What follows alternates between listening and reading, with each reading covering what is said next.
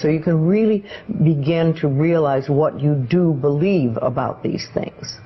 So you can't change your thoughts if you don't know what your thoughts are. There is a law of thinking, and we are beginning to learn about it. And it is like a computer. If you have this gorgeous computer put in front of you, and you don't know what to do with it, it's a piece of junk.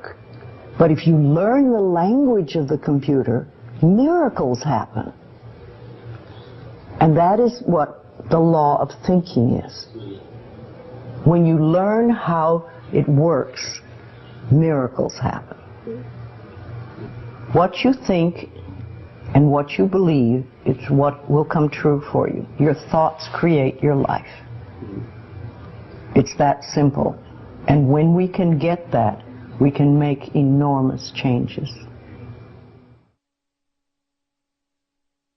Well, I think it really starts with realizing that you don't love yourself, that most people don't. Most people feel they're not good enough, that they haven't done it right, they won't do it right, they'll never be enough, and they're definitely not lovable.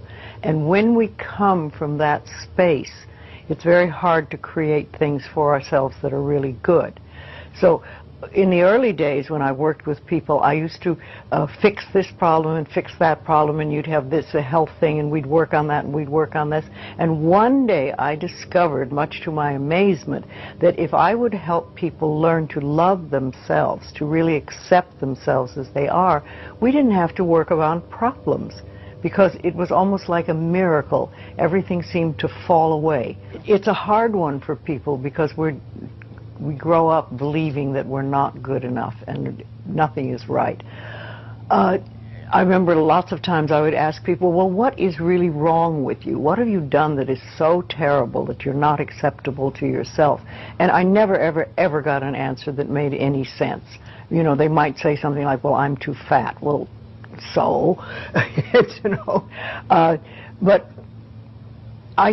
when you talk about loving yourself, a lot of people think that that's vanity, but it isn't really. It has nothing to do with that. That is narcissistic. But to really care for you and to acknowledge that you are an important being. It's almost like in the Bible they would say, you recognize that you are a child of God, that therefore you are perfect. But even if you're not a biblical person, if you can recognize that you are a being that has self-worth, if you can really recognize your own worth, then you start to treat yourself differently. And I think that's what's so very important about loving yourself, is you stop beating yourself up, you stop making yourself wrong, you stop talking about how awful you are, and you stop saying things like, I'm really stupid and stuff, and you start to treat yourself with a certain amount of respect. And this makes an enormous difference, because what you give out in life is what comes back to you.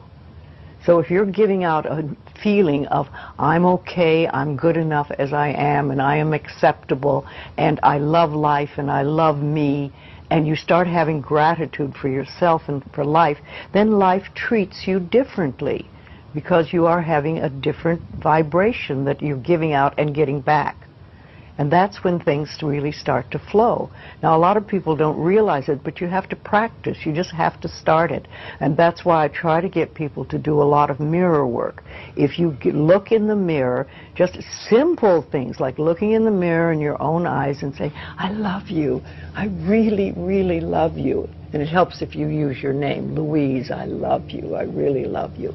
It gets to that little child inside that has been rejected for so long, and it breaks open sort of a dam or a door or whatever you want to call it, and it's like little miracles start to happen.